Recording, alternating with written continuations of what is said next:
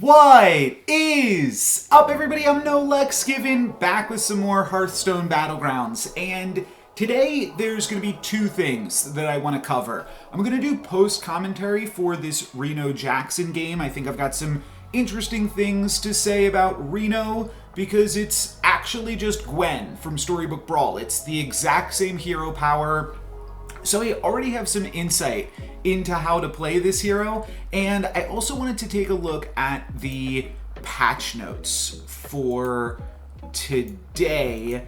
These had just come out at the time of recording it, though this gameplay is going to be the old patch, and part of the reason that I'm covering them in the same video is that the character that we make golden with our hero power is Radio Star, which got a slight nerf from 2 attack down to 1. I think that the card still does something really cool, and I kind of felt like I was justified. It's funny to look through. So this was like a teaser posted to Twitter about what things we're going to see nerfs and what things we're going to see buffs, and it's fun to look at these things and be like, okay, well, if I am picking up these things highly and valuing them highly, then I'm playing the game correctly, because I identified these things as the power hitters, and I haven't consulted really any outside resources on Battlegrounds at this point. And sure, yeah, I spoiled it. I'll spoil it rather. I just hit 7K. I'll show off that video tomorrow, I think, but I think I've been prioritizing or building around most of these things pretty heavily, with the exception being that I haven't played that much around Metalhead, and I do recognize that it is a little bit strong. Scrappy though, Radio Star, Soul Rewinder, Malcazar, and Duo, I like those all enough to the point that I actually know the names of those cards. Whereas I would say I avoid most of these, except for the Prickly Piper and the Annoyatron, though I'm actually a little bit confused about the Prickly Piper. And then some of the mech cards as well. I think that those are cool, but I would say that most of these other cards here I avoid. And yeah, ETC, I think that that's one of the best heroes. Curator, probably one of the worst, which just tells me I'm on the right track, and I think that's a fun way to take a look at these patch notes as well. So if we hop back into the patch notes, I guess I will breeze through this a little bit, and then I will go through that gameplay a little bit and talk some about Reno Jackson, just to fill out the end of the video. So Arana Starseeker, they're totally changing the hero power, and I don't know if I've ever played with the old version of Arana. After you refresh 5 times, Bob always has 7 minions. Just never seems super exciting.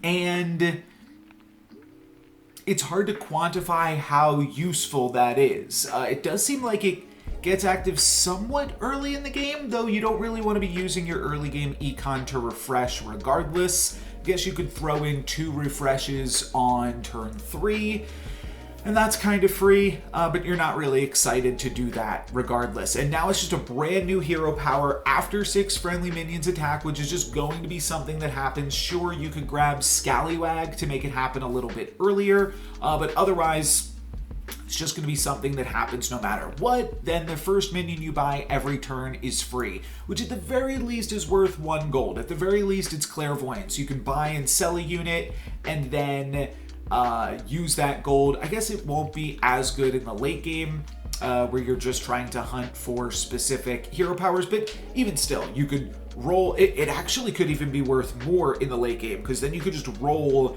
10 times and then buy something on that very last shop, which is something that makes your gold stretch a little bit further than Clairvoyance, even, of course, if you're going to wind up actually using the minion that you buy. So, seems good. 16 is random, but I'm sure that is, they've done some math on it. But regardless, it's mostly just going to happen no matter what you do. You don't really have to play for it, and then it's just free real estate after that. The Curator's hero power, I'm not super excited about. They're taking the 2/2, making it a 1/1, and now it has Venomous.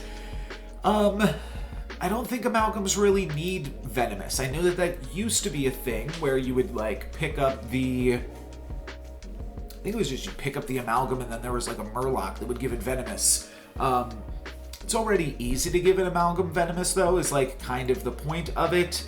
And ultimately I just don't think that that's super exciting. It is going to be pretty good in the early game though. It just more or less gets to trade with most things. Not going to trade with Divine Shield or Reborn, but still pretty good. So potentially a little bit of an upgrade. I guess you can use it like till later on, and having that free mistake is always good. I don't think it's super exciting still, but maybe just a little more early game power is good. And then because of that early game power, I believe I read somewhere that both of these heroes are going to be 10 armor heroes. Curator down from 20. I imagine Arana probably down from 15, though I don't know that off the top of my head. The other change that we see here is a funny one that I wouldn't have expected, but ETC, they're changing the tavern tier of its buddy. Wasn't expecting to see any nerfs to buddies when buddies are no longer available, but it makes a lot of sense that, the Talent Scout was too good. The win that I posted recently with ETC was a Talent Scout win. It was Talent Scout plus the, like, Minotaur Null looking thing that steals the second character that dies each combat, but I'm sure there are other broken ways to abuse Talent Scout. And oh, here we go. Yes, these two now have 10 armor. So we're gonna see a few other changes that we can just breeze through. Frostling gets a little bit better. Hummingbird gets a little bit better. Eternal Knight, a little more stats. Scarlet Skull, they are changing from a 1-2 to a 2-1, which actually means that it could like potentially trade with some things rather than just being like a 1-2 is like totally irrelevant. And I guess, can the stats go on itself? I don't see why not. Maybe that's just not how death rattles work. I've never seen the stats go on itself, but of course, the stats are still the same. It's still +1, +2. That part hasn't changed. I don't know. I'm still not super excited for this card, but maybe it could do some work. Soul Rewinder gets a big nerf here from 3-1 down to 2-1. Now you just need to find other ways to pump it. I do think this is a pretty meaningful nerf, but Soul Rewinder is still just like the backbone of demons, and you're still going to want it very highly to make your other things work. Radio Star losing attack does hurt. The fact that then your econ cards no longer provide any tempo. You have to make that choice of econ or tempo. And I'll talk more about that when we get to the Reno portion of this video, but definitely going to make it a lot worse. It's still a really fun card, and of course the golden version is really fun. Though, just to temper some expectations a little bit, I don't go super crazy with the golden version. Doesn't work out great, but still a lot of fun. Accordatron is a card that I actually like, so I'm surprised to see this get a small buff here. I don't know how much this buff actually really matters, but I don't know. I thought Accordatron was good, so maybe this is one that I was off on, like I was saying earlier, kind of like measuring yourself towards the different buffs. And then this is where, okay, so this got buffed because it's moving to tier 3. So now you can get into Prickly Pipers even earlier. And they're calling that a buff even though it loses some stats. I do understand that Prickly Piper is awkward because it is a scaling card that appears at level 4, though so is Deep Blue Crooner. So yeah, your mileage may vary on that. I think the Prickly Piper was good and is good, so maybe I'm wrong, but they're just changing the tavern tier. So maybe it's still like it was good and still is good. And now, okay, Handless Forsaken also moving down a tavern tier. That makes a lot of sense because this card very much felt like a tempo card that by the time you got to level 4, it felt like you should be doing more things with your game.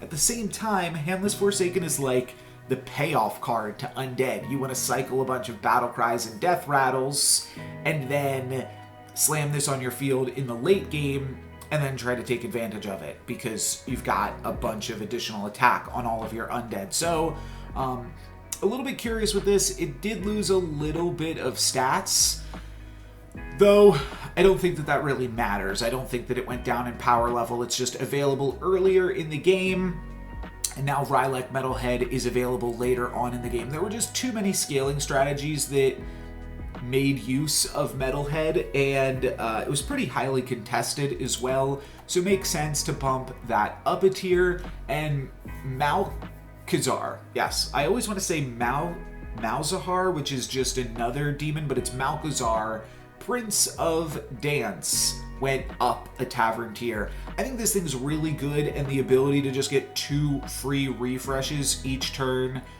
whether you have Soul Rewinder or not, I think is really powerful. This guy always pays for himself at the very least, because you can buy him, roll twice, and then sell him, and he then breaks even on gold. So always pretty good, I think. And then we see a brand new Scrapper. No longer cares about Avenge, which had more high roll potential but was potentially harder to get into, and now just says at the end of your turn, grab a random magnetic mech. Well, that's going to make it easier to just immediately staple a Noyotron onto this thing and give it Taunt and Divine Shield, because you don't need to care about it surviving. A Noyotron's kind of awkward in that you want it because you want to give your cards Divine Shield, but you don't always want to give all of your cards Taunt. So this kind of just becomes a body to throw magnets onto, and you don't have to worry about anything else, any other sub-games. I think that makes it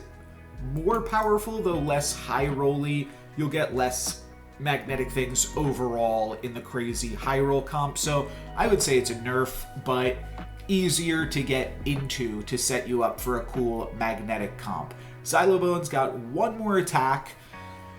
It's helpful. Haven't played around Xylobone since like one of one of my first games, but I would be interested in playing with it again. And then Upbeat Duo now moving to tier 5. Okay, this was just too powerful. I almost always grabbed this thing when I saw it on tier 4, so makes sense. Let's pump this thing up a little bit. Utility Drone also getting a little bit of a pump up just in stats. I think this card's cool. It's really fun and powerful to build around, I think. But just an incentive to be able to take it early and then build around it, I think is pretty good. And then Bongo Bopper is interesting because I've never, seen this card when I've been in Quilboars. But I think it's very, very good. I don't know. It seems really strong. It scales really crazy, basically just by itself, and then also gives you blood gems to play on like your Tough Tusks and other stuff like that. We'll see. We'll be able to fact check me and see. I'm gonna skim through the Reno game right in a second, which I do wind up playing Quilboars in that game, but I don't think I ever see this guy or have the opportunity to go into it.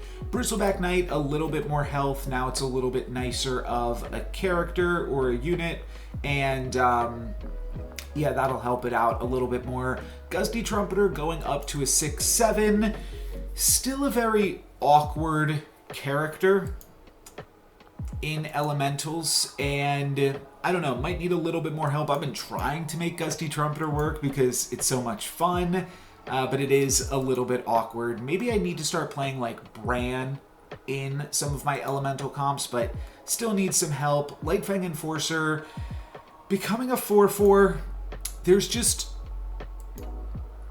not as many trade-offs for playing Menagerie comps anymore. Though there's also more amalgams around, so at the same time, Lightfang Enforcer is a little bit easier to get into.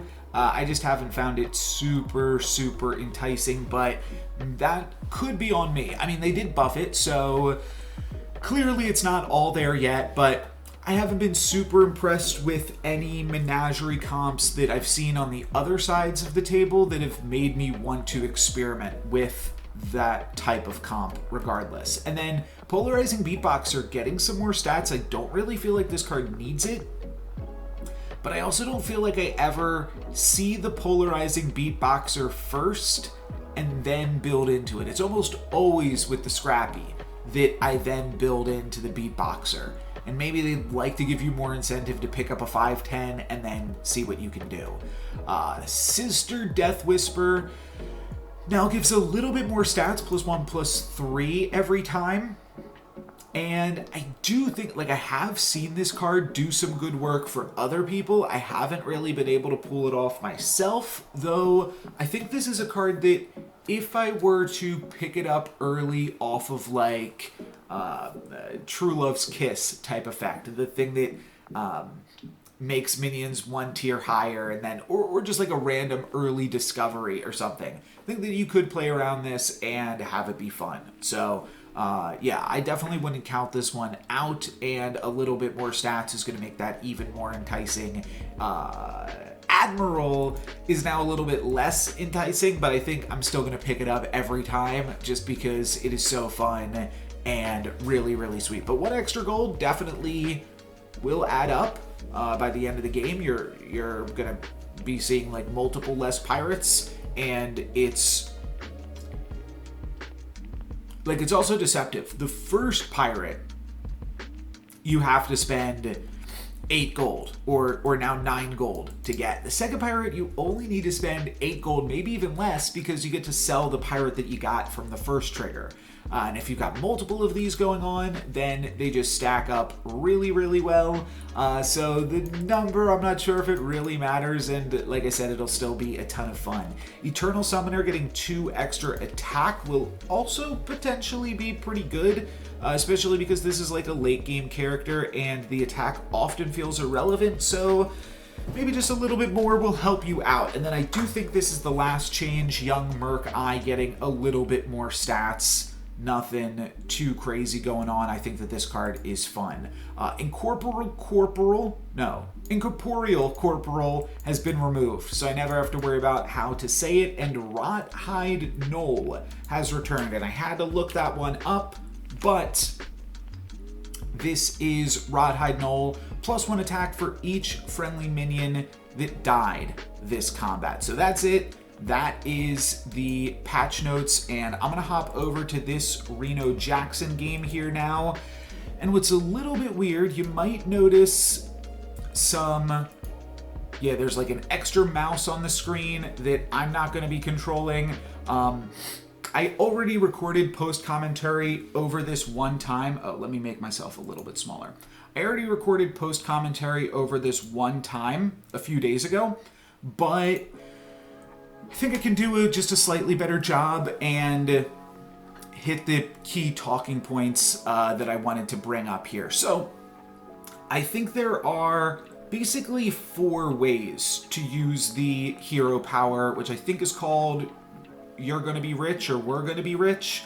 There's 4 main tenets, and I'm actually describing that in the post commentary right now at the same time. You can see me counting on my fingers. There's kind of 4. I said there's 3, but there's kind of 4. Because one of them is like a bonus one. But the 2 early game uses, and I brought this up earlier, Tempo and Econ. Those are the 2 resources that you play with early on in the game. You can use Econ to help build Tempo, or you can use Tempo to help build Econ, or you could also use both of them to help build to the 3rd thing, which is Power.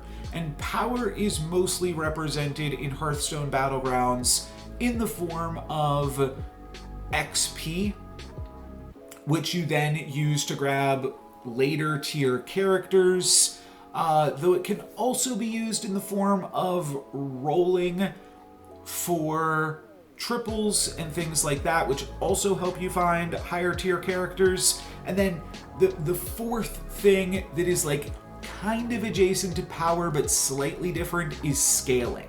So that's when, instead of looking for specific build around things, you look for other build around things that you can pick up early on that are going to translate well into the later portions of the game. So using this type of hero power, as I'm very used to, like I said, from Gwen, is kind of an exercise in figuring out how much tempo you need and figuring out, I'm just like, no, like, it's funny that I was talking about the same things at like the same times here. Figuring out how much tempo you need, figuring out how much econ you need, and trying to balance both of those things and then convert them into scaling or power so that you can win the lobby. Hopefully all of that makes sense. I think that a hero power like this is really, really fun, and one of the reasons that I really love Gwen is because you can like hero power almost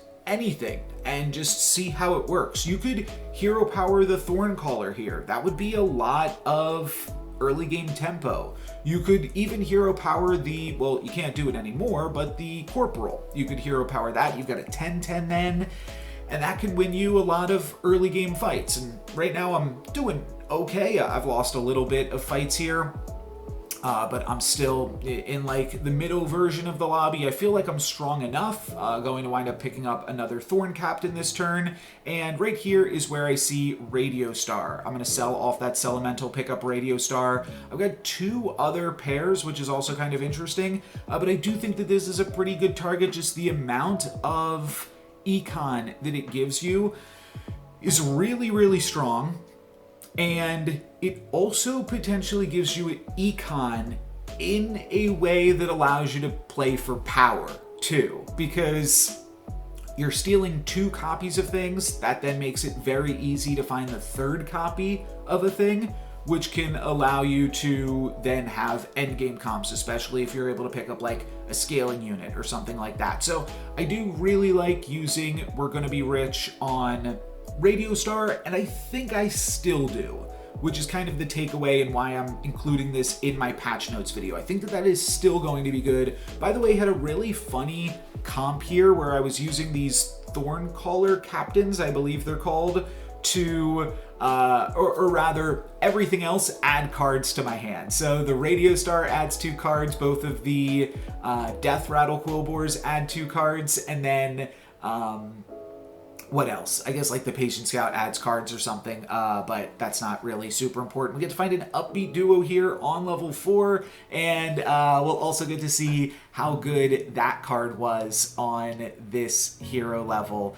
So now from this point, things get a little bit awkward because I do want to keep using Radio Star, and as much as I said like the Thorn Captain's good, I want to play this Bristlemane, Scrapmane, whatever this card's called. This is just way too good. I'm adding a bunch of gems to my hand, and despite this being a 6/11, which is pretty good, I want to get an upbeat duo in play as soon as possible so I can start making additional copies of Scrapmane and other things like that. I'm going to use up some of my blood gems here. I do want to say that on a few of my turns, yeah, I do wind up using up most of these, but on a few of my turns, I just play way too slowly and don't get to make use of everything that I got going on, because I basically have to dump my hand every turn because I'm getting 2 cards from the Radio Star, 2 cards from each of these Death Rattles, and then 2 cards from my taunt characters dying.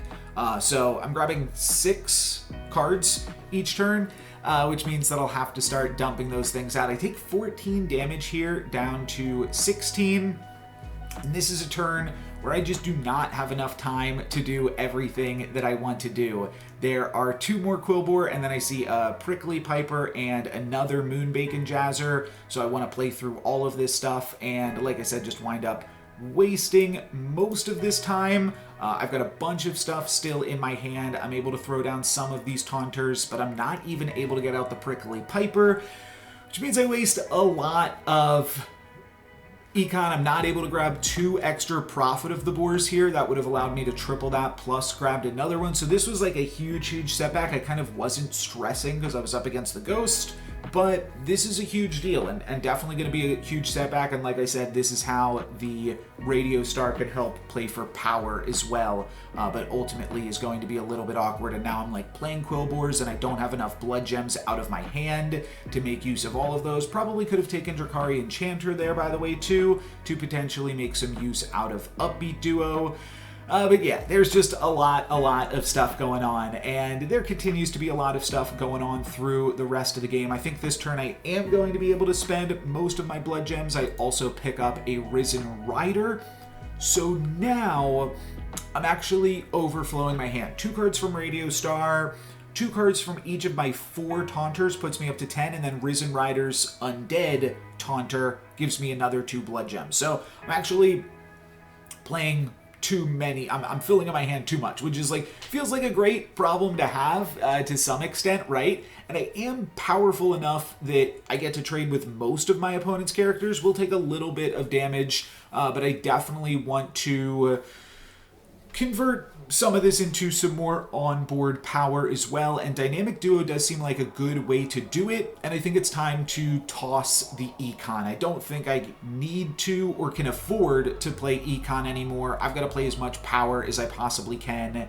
and I'm also going to I'm going to mostly do that through Dynamic Duo, and then I'm just going to cycle through these other Quillbores so that way I can get as many more blood gems as I can, which puts stats on it. They're all 2-5 blood gems, pretty good, and then that's all giving stats to the duo as well. They're going to be 2-6 blood gems. As we can see, I still have a whole bunch here, and I'll be able to grab 4 more by cycling through this sell guy. Though I guess I don't have to sell it right this turn.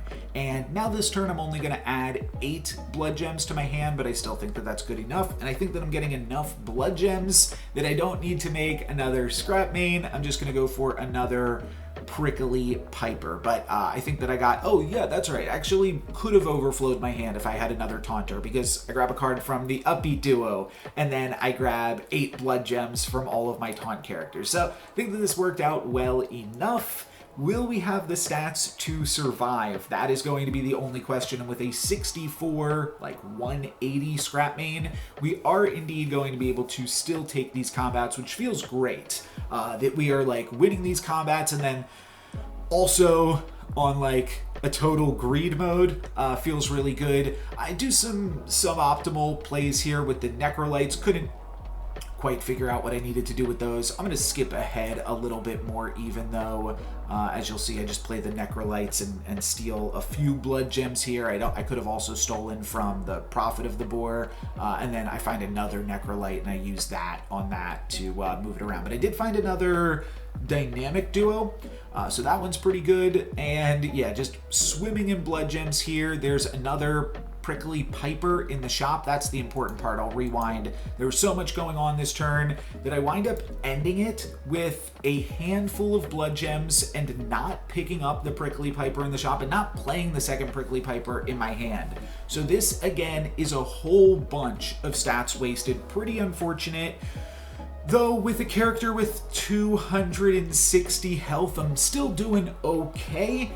Could just be doing even better, which is kind of insane. But mostly, like, we were able to get pretty far with some of the crazy early game econ. Remember the Prophet of the Boar pair that we picked up, or that we still have on the board rather, is from that early game Radio Star steal. So we're definitely still getting pretty far with that. I'm gonna get even farther here with some more Moonbacon Jazzers, not worrying about tripling them, just playing them, getting the blood gems from the Prophets, and then cycling those out. Looks like we're still grabbing 10 blood gems a turn. I sold off the Dynamic Duo at some point, and just going to cycle through one little Thorn Caller to grab 2 more blood gems. We'll sell that through roll, and then I'll play this Prickly Piper, and then I'm going to dump all of these blood gems. I arguably don't want to dump everything on my character that already has 330 attack and only dies to a venomous character regardless, so I throw some other ones on my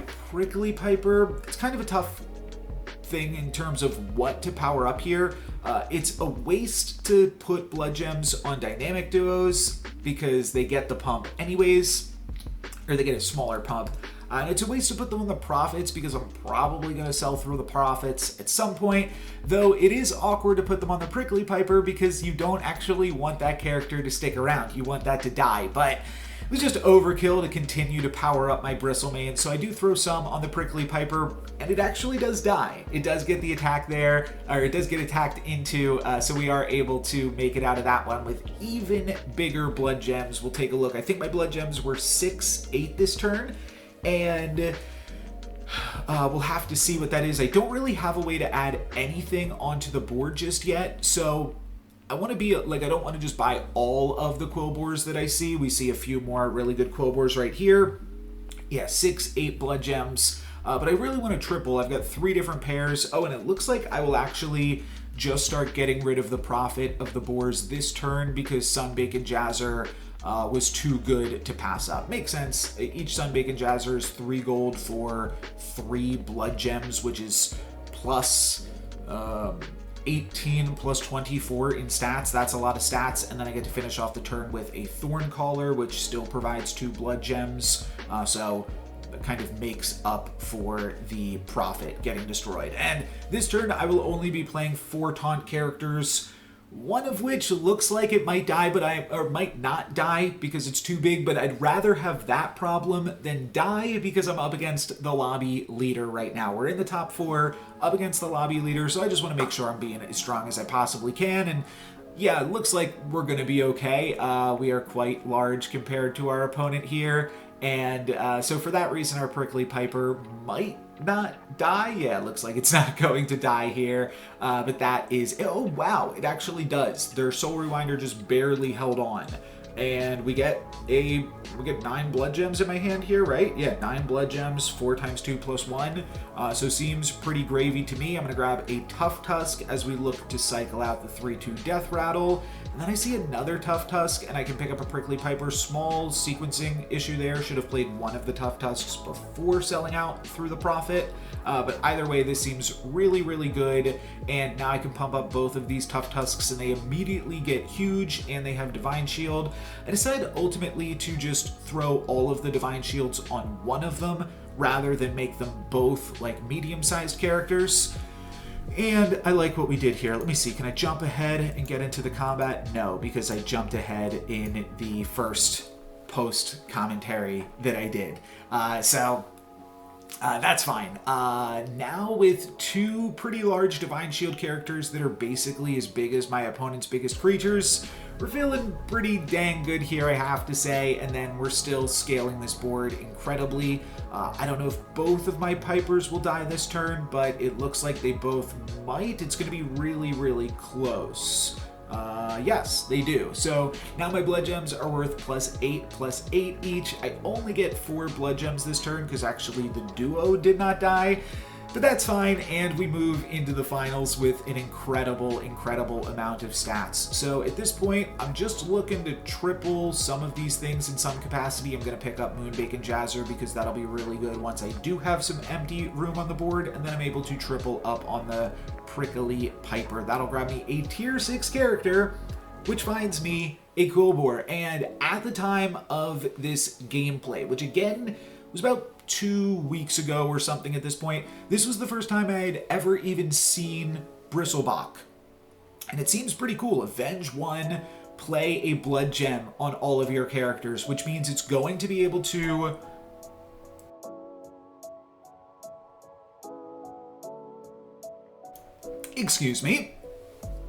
reset the Divine Shields on my Tough Tusks, which is really, really powerful. And my opponent will obviously prioritize attacking into my taunt characters. It's also going to grow my dynamic duos an insane amount in each combat as long as they survive. We can see the duo gets a little bit more stats there. Really, really sweet. Looks like about +10, +15, or 12 from each thing happening, which is really cool. And yeah, we're just gonna have some massive stats that are really hard for my opponent to take out. So at this point, I think that we've transitioned nicely into the end game. I do decide to triple up on the Tough Tusk. I figured that will give me room to like sell through some other things and buy some scan or something like that. Zach could be okay. I kind of forget what my opponent is playing, but I do decide to go for that. Here I can cycle through the Sunbacon Jazzer and then probably just throw Zap in. I can't even remember if I wind up doing that or if I find something. Oh, that's right. I pick up the Risen Rider because that puts me back up to 5 taunt characters again. So if I now decide to, or if we have to play one more battle, then I'm gonna have a handful of blood gems, and I actually might have even wanted to sell through the Zap to potentially just give me one more room in my hand for some more blood gems. So yeah, really sweet board. I think that we're probably going to be able to just kill my opponent this turn, but if we don't, we get to give plus 120 more attack to the Tough Tusk. Now, here is one thing that I did want to point out.